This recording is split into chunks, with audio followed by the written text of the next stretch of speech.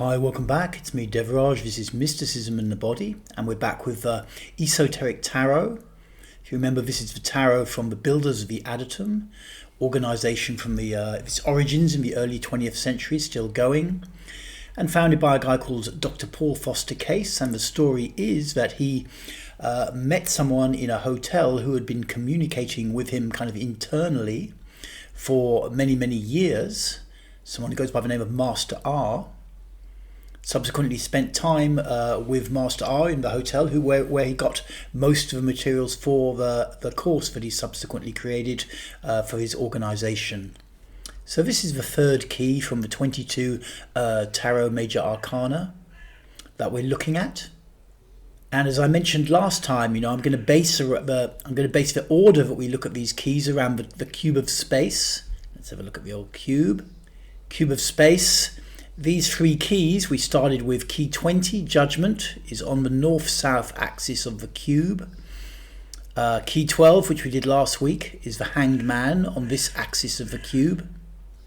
East to west. And remember, when you visualize yourself with the cube, when you work with the cube of space as a visualization exercise, you imagine yourself kind of seated here in the middle, facing east. Goes for you. And then this key this week is the Fool. Key 0 runs from the above to the below. The crows outside are pretty noisy today. Maybe I'll have to shut the window. Maybe they're trying to communicate something of value. But I think it's worth trying to tease out a little bit what these axes might mean in kind of psychological or mystical terms. Because traditionally this north-south axis here, as a kind of y-axis on a graph, would refer to time. So the sense of linear time that we have, that there's a kind of past in chunks by years or centuries or whatever, and there'll be a future in chunks coming after us. This sense of linear time is very much a function of our intellectual mind, ruach in the Jewish system. And the thing with the intellectual mind in relation to mystical experience is it tends to compress the sense of now. The intellectual mind compresses the sense of now to the point where the now almost barely exists. So life is very rational, and we can plan things. We have a very fixed concept of the past, and we have kind of a good sense of what we could do in the future, or where a situation might go in the future based on this rationality in the past. And this kind of program, so to speak, has been running in the world, particularly in Western society, since the Enlightenment. The rational mind has been very much in control. It's shut down this expanded concept of a now, of being really present, and it's enabled our culture to create a lot of technology and get an awful lot of things done. But I think it is useful to understand that it's not innate to the human condition. So when we looked in the first week at Judgment, this is clearly showing, when you understand the symbols, that the time-bound axis can be broken and mystical experience can come in. Archangel Gabriel, blowing a big sort of trumpet, rather revelation-esque kind of trumpet, with a 5x5 little flag on it. And these people are the male and female aspects of consciousness are waking up from their three-dimensional prison with gestures of kind of adoration. And the child, who is essentially Horus here in Egyptian mythology, it's the idea of a regenerated consciousness that comes because these guys, and it's really one person, has cleared enough of their stuff out. They've gone into life and all the dialectics that life presents us, the left wing, right wing, rich, poor, dominant, submissive, all of these dialectics, they've gone into them to sufficient depth to kind of clear out the stuff that they're holding on to, repressed emotions and energy, and it's allowed them to have an awakening experience. They've had this awakening experience. This new form of regenerated consciousness is being born, and this concept is absolutely central to the Western mystery schools, absolutely central. But this kind of time temporal axis is broken by this awakening experience, which expands the sense of now to the point where the mind, the rational mind, ruach, can no longer keep it completely under control. And so the sense of now expands, the sense of being really present in the moment expands, and the sense of past and future, it starts, it doesn't go away, but it's like it's kind of more subservient to the now than it was previously. And then last week we looked at the east-west axis. So instead of this side-by-side axis, this front-back axis, and the notion of this is a kind of samadhi state. So this is also relating to this mystical awakening that can take place. Key 20 is really showing the interaction, what happens to this normal intellectual mind when this samadhi state starts to come in. You get this awakening. So what then is this above to below axis really about? What's it about? Something interesting we can look at here relating to the builders of the Adatum is their logo. And particularly this outer circle here, builders of the Adatum. And an Adatum is like an inner sanctuary or shrine, inner temple that you construct. And what's interesting is when it's written like this around a circle, you get an A here and an O here, which also is kind of like the alpha and the omega, which is a traditional, in Christian mysticism, you'll often see A and O on this axis. So this again, it's like a time-bound axis, alpha being the first word of the Greek alphabet and omega being the last. And then often in Christian mysticism, you'll see a symbol for Christ, which is actually Siava Christos in Greek. But on this, we've got BT. So what's that standing for? It's not the old British telecom company, I doubt, given that this logo was created in America before BT came into existence. BT stands for Beth, or Beit, which means house, basically. So what this logo is saying, that it's constructing a house. It's constructing a house in the middle of this time-bound axis. And the house is the Adatum. It is this inner sanctuary. So this Beit also is super central to Rosicrucianism, which really is the kind of, in a sense, it's a little bit complicated, but the mystical backbone of these Western mystery traditions.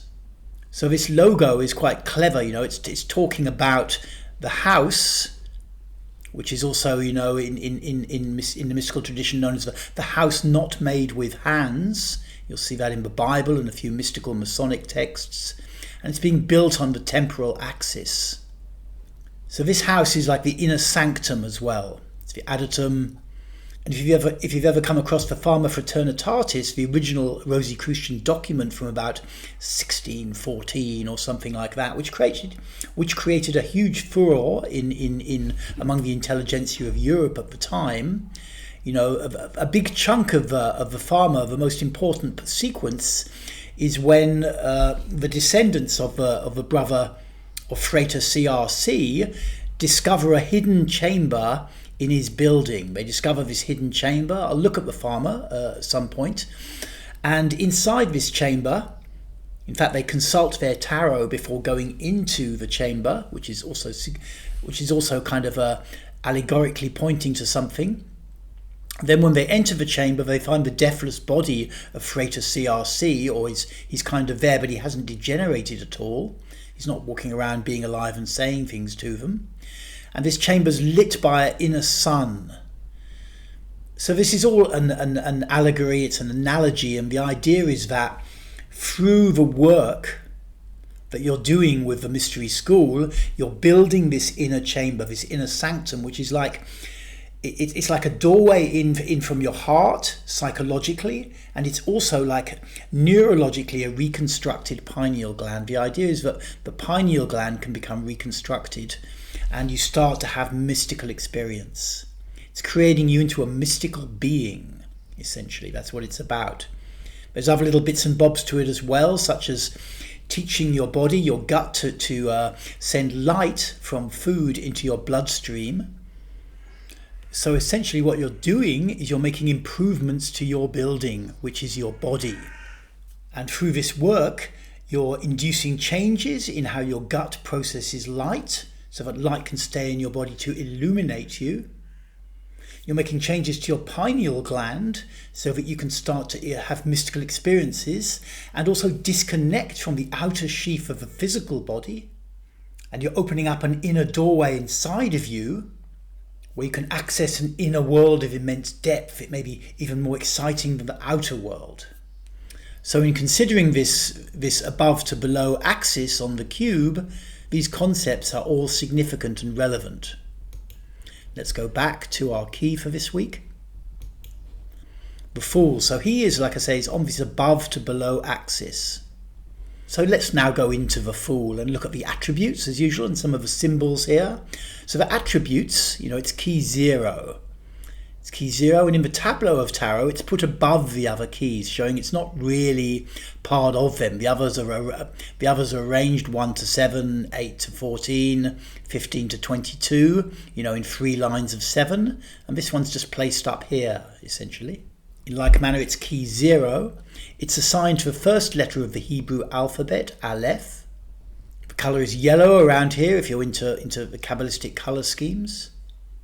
As we've seen on the cube of space, it represents the above to below axis. And as it's one of the axes, that also indicates that Aleph is one of the mother letters, one of the 3 mother letters of Hebrew. They're all on the axes. So north-south is Shin, key 20 as we've seen. And east-west is Mem. Aleph, Mem, Shin are the 3 mother letters of Hebrew. If you're new to all this, it's a lot to take in. I do apologise, but it does pay off. If we look at it on the Tree of Life, let's have a look at the Tree of Life. Western Tree of Life, that is. Western Tree of Life, it's up here. The first path from Keter to Hokmah. This key isn't assigned to a planet, neither to an astrological sign. It must be assigned to one of the elements, the 4 elements, and it's assigned to the element of air. Now let's take a look at that. Those are some attributes, kind of boring stuff that it's handy to know. And then a little bit more exciting, we can look at some of the symbols here. Well, for a start, in the background of these mountains, snow-capped peaks. Now, whenever you see snow-capped peaks in this kind of school of mysticism, this tends to stand for like the mathematical underpinnings of physical reality, the idea that the reality we experience around us is ultimately derived from some kind of background mathematics going on in the noumenal world. Now the Fool is kind of glancing upward, which gives him this kind of spiritual air. And, it seems like that's kind of a foolish thing to do because in any moment he's going to come off this cliff. But what it's really saying is he's not concerned about that. So it's rather like this old kind of concept of falling into existence, of falling into manifestation when you become born. He's going to descend into the material realm. That's the kind of image that's presented. And he's not bothered about it. It's just part of what he does, essentially. And I say he, but it could, of course, equally be a she. That's common to many of the tarot keys. The characters are quite androgyne.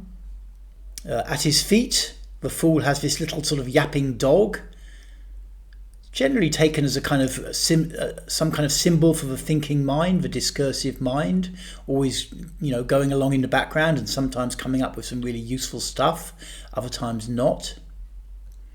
This cloak that he's wearing is kind of interesting. The inner lining is red, which will usually stand for like the passions, the emotional intensity, the kind of libidinal force that can drive the psyche forwards.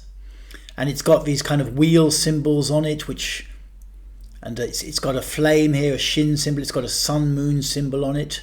It's kind of black, but with these green trefoils on it. It's bound by this chain, which is obviously something to do with time. You can see like 7 kind of beads on this, implicating there's probably 12 in total.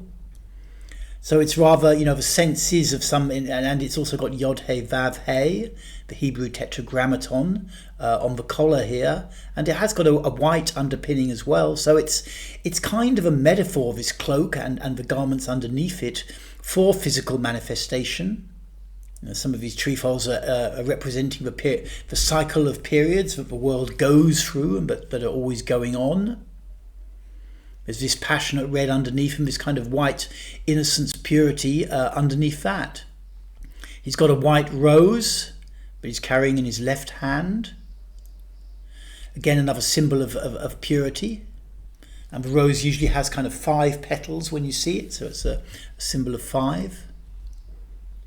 And then this is interesting, this stick he's got in his right hand. Whenever you see a stick like this at a certain angle, it's usually standing for either for one of the inner angles of a 3-4-5 triangle, which you may remember from school. So a 3-4-5 triangle looks like this, with roughly 37 here, 53 here, and 90 here.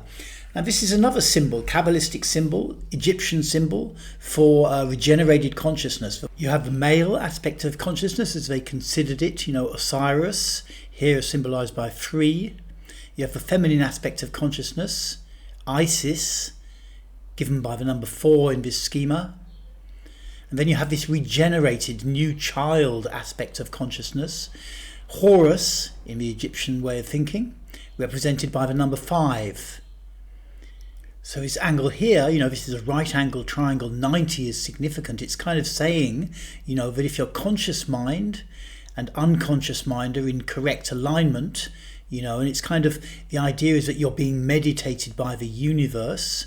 You'll see this time and again in Kabbalah, the idea that 90 degrees, being upright on the earth, is when you're being meditated by the universe, you're being processed by the universe. It also relates, to the idea of walking the talk, being upright psychologically as well as physically. When you do this for a sufficient period of time, the regenerated conscious, symbolized by this number 5, is what is given birth to. The other key where we see this angle, famously, is this key, where it's more like the other side of more like 53 degrees. Key death, the handle of the scythe, is again at this kind of indicative angle. It's more like when you see this kind of thing, it's pointing to something. It's kind of pointing to this idea of a natural symmetry or a perfect symmetry from which, something very useful can emerge. It's not that if you got your protractor out and found out this was exactly 37, it looks a bit less to me.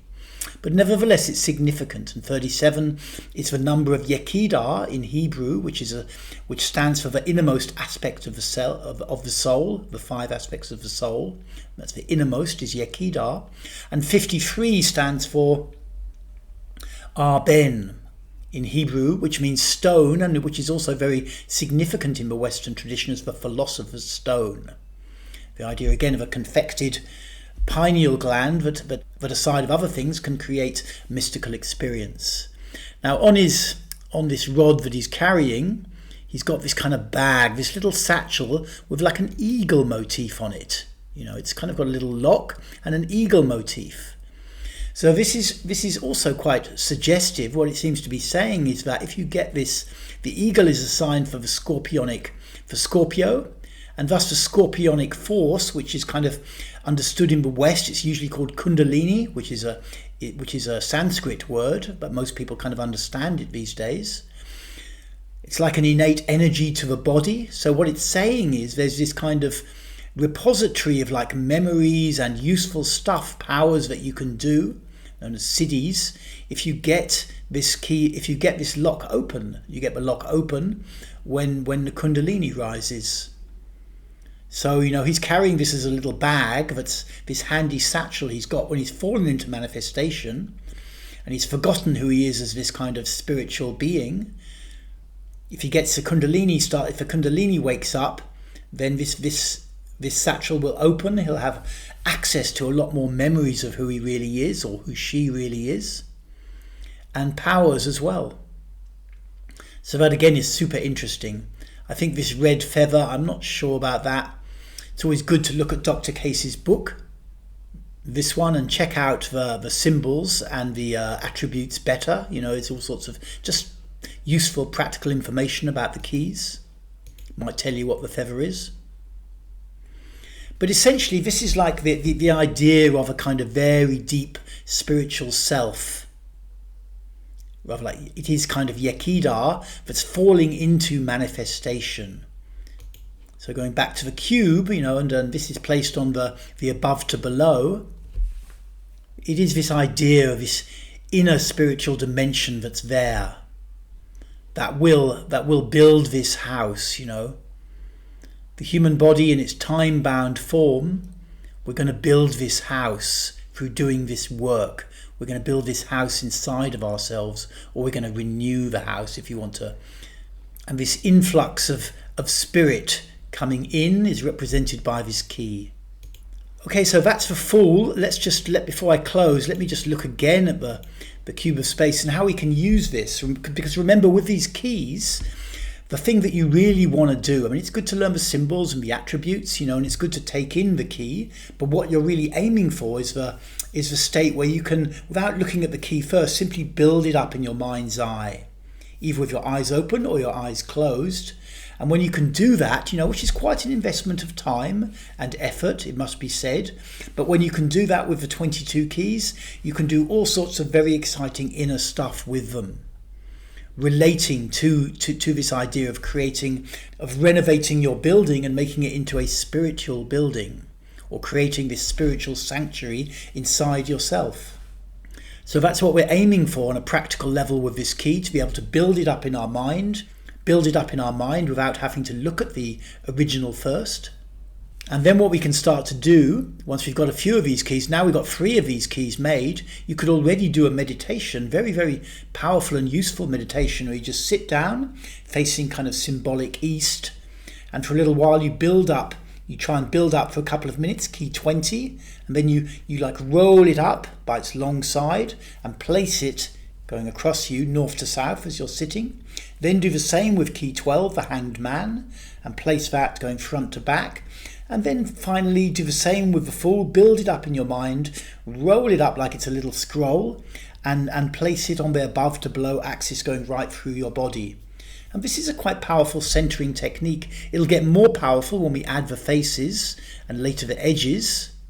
But nevertheless, even as it is, it's a powerful technique, and it tracks back to old Hebrew Kabbalah.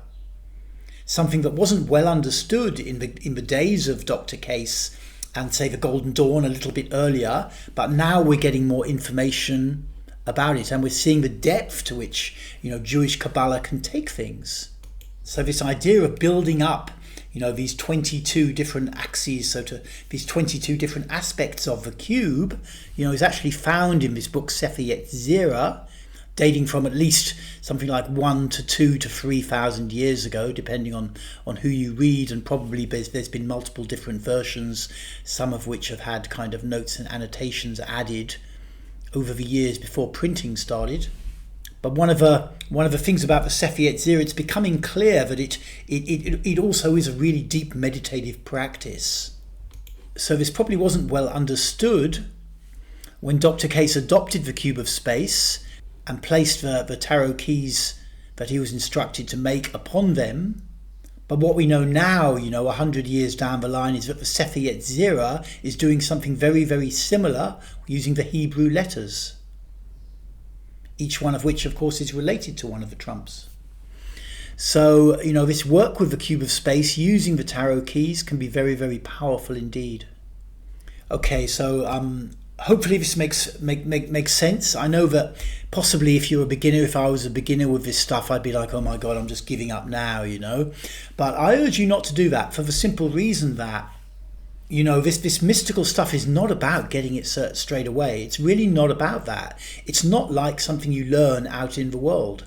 I learned to become an electrician many, many years ago, and you just learn stuff in a logical fashion, how to wire things and laws and principles and stuff, and then you had a test, and then you could go and do it. But, you know, something, and of course many things are like that, but with this mystical stuff, it's not like that. It's all about keeping going and trying to get there. It's all about that, because the energy that you put in like that is what actually creates the mystical state.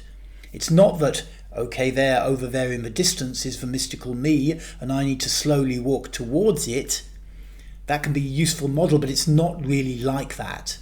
And the people that succeed and get to kind of start to discover themselves on a mystical level get the opening in the chest and can actually get into the inner world, so it almost becomes more exciting than the outer world. You know, this vast journey that you can go on inside. The guys that get there are the guys who just keep going. That's really worth understanding. So even though your mind can be in utter chaos and you have no clue what's going on, and there's all sorts of old feelings about how you can't do it, you can't make it, and whatever from school coming up, if you just keep going and keep trying, you will get there. You will get there because it's the act of engaging with the material that actually creates the change. Okay, I hope all this is useful. I'll be back next week with another key from the Builders of the Adytum Esoteric Tarot, and we'll be starting with the faces. Feel free to check out my work. You can find it on Amazon. Particularly look for, if you want to start to go on a journey, you don't want to wait for all of these keys to be unveiled in this course and you want to get going with things, which is normal, let's face it, then look for my book, Opening the Body with the Cube of Space, on Amazon or other platforms on my website. And I will see you soon for some more esoteric tarot, some more mysticism in the body. Thank you.